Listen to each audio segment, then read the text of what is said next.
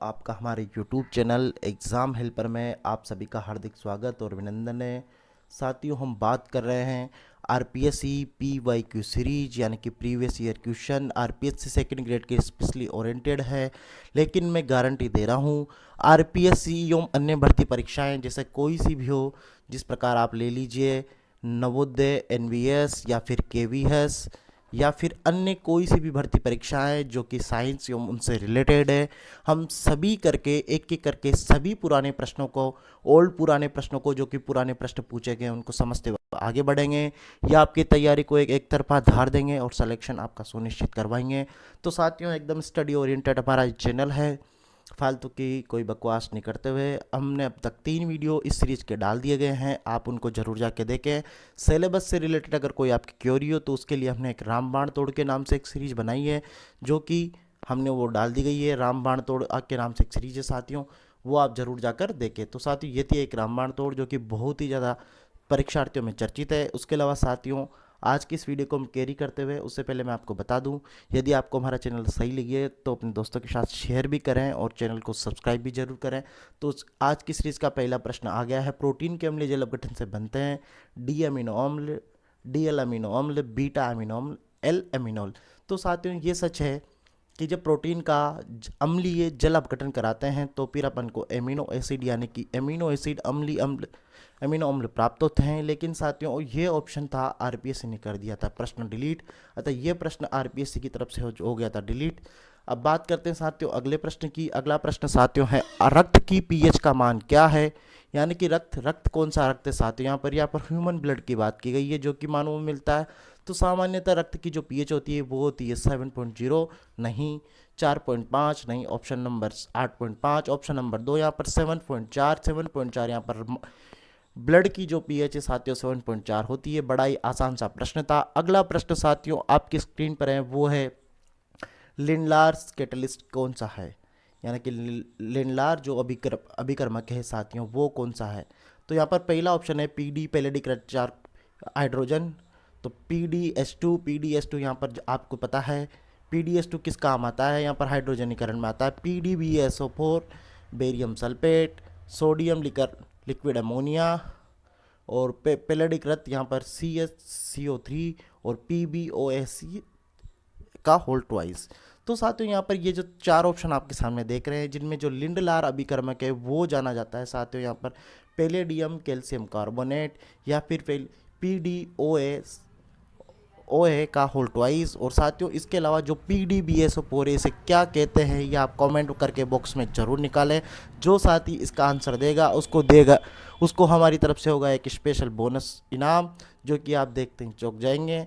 हम दे देंगे उसको 5 लाख का एक चेक। साथियों, ये एक मजाक था, लेकिन फिर आप उत्तर देने का प्रयास जरूर कीजिए। अगला प्रश्न साथियों वो है 79 प्रश्न आपके सामने है। ओजोन परत में क्षय के कारण जो विकिरण पृथ्वी पर पहुंच जाते हैं वे हैं रेडियो तरंगे, गामा तरंगे, पराबैंगनी दृश्य प्रकाश।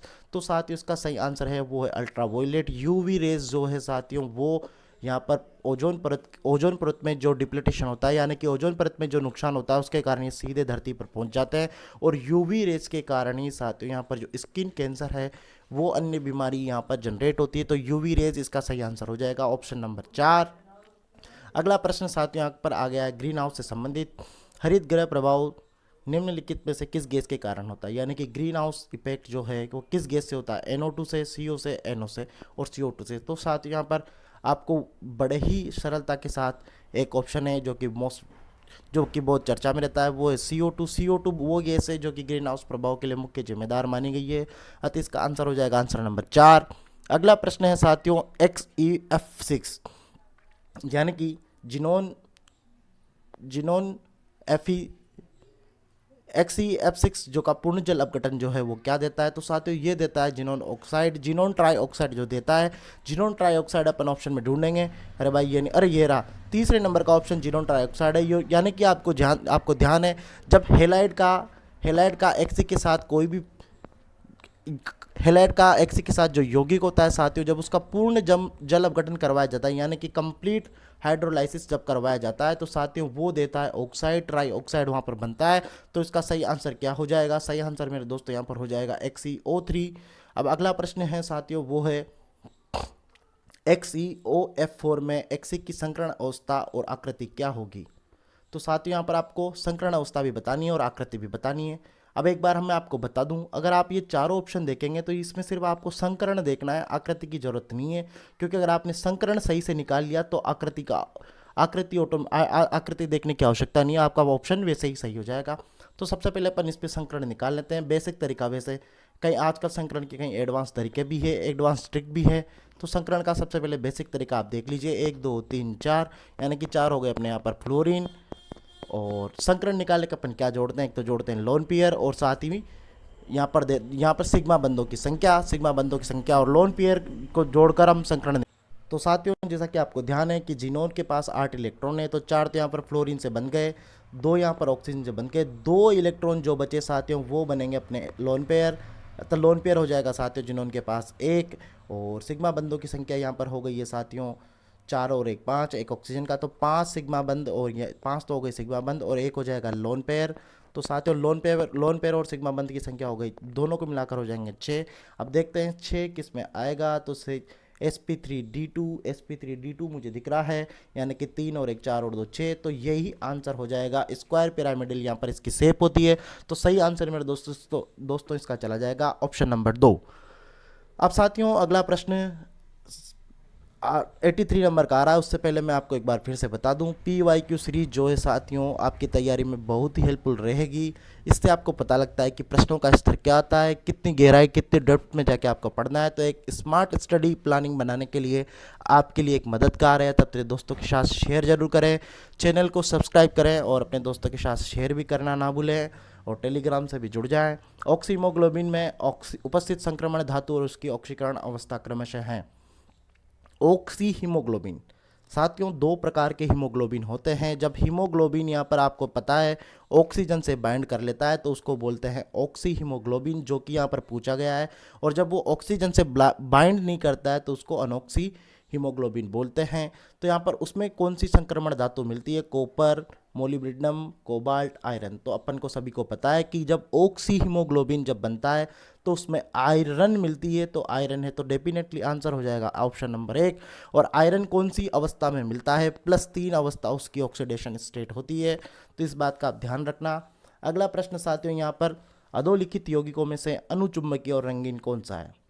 तो अनुचुंबकीय देखना है, रंगीन देखना है। तो साथियों अनुचुंबकीय वो होगा जिसमें अयुग्मित इलेक्ट्रॉन मिलेगा, यानी कि अयुग्मित अनपेयर्ड जो है इलेक्ट्रॉन जो पाया जाएगा वो अयुग्मित होगा।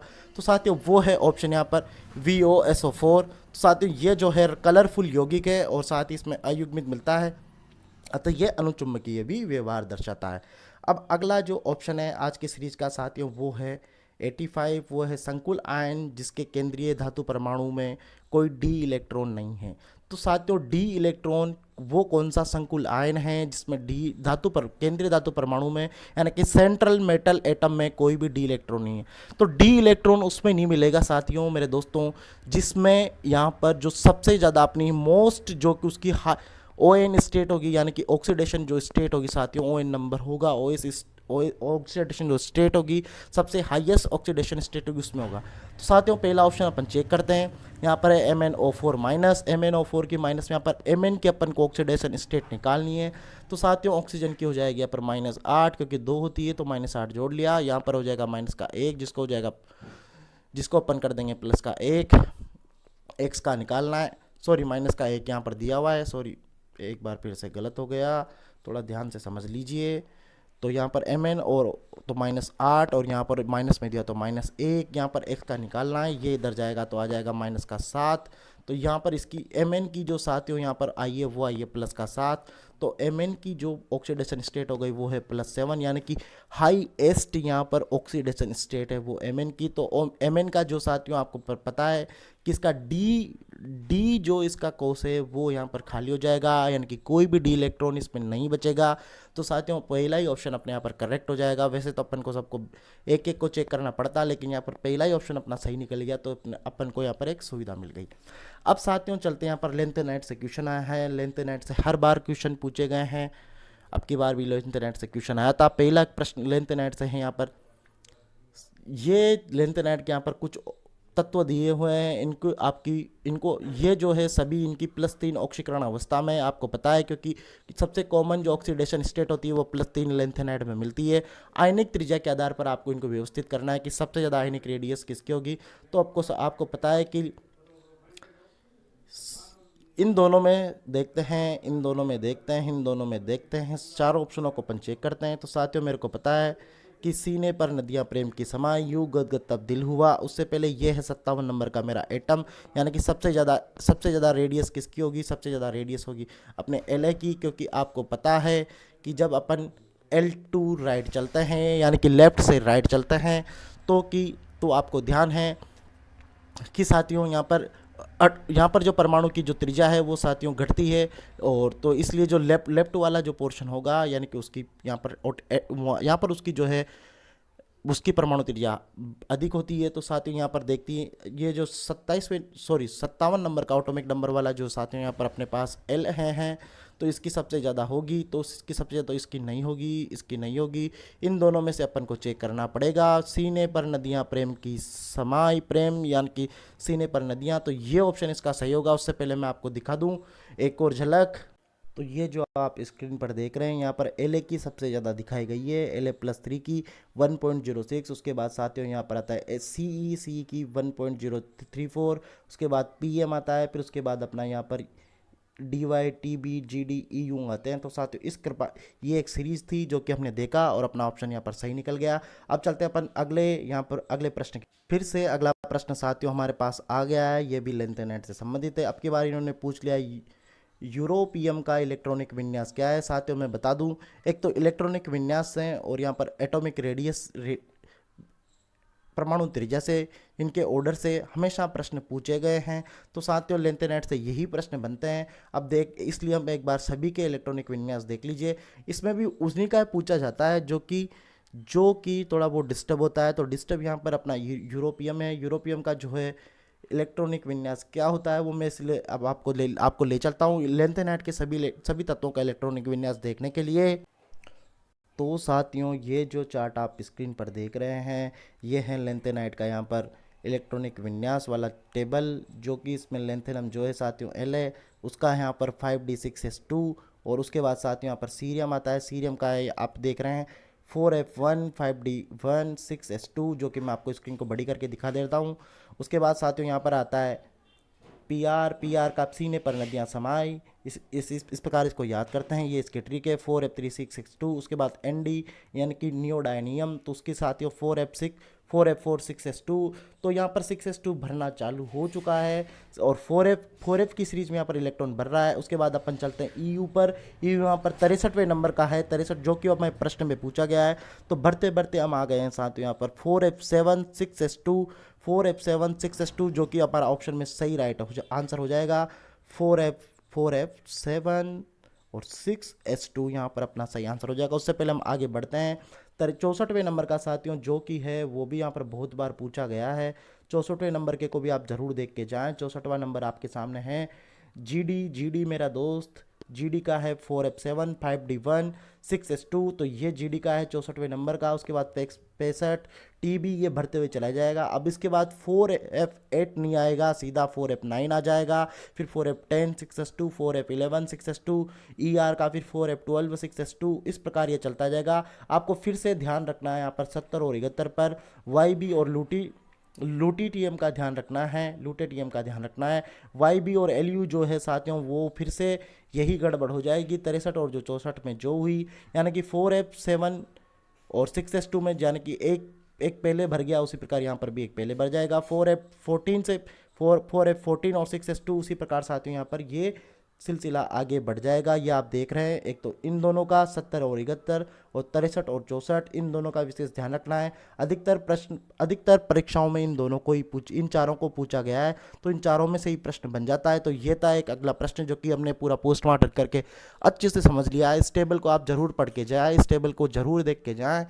तो साथियों अगला प्रश्न हमारा है क्लोरोफिल में उपस्थित केंद्रीय धातु आयन है, यानी कि सेंट्रल मेटल एटम है। क्लोरोफिल में मिलता है मेरे दोस्तों आयरन नहीं मिलता है, कैल्शियम नहीं मिलता है, अरे भाई साहब मैग्नीशियम मिलता है।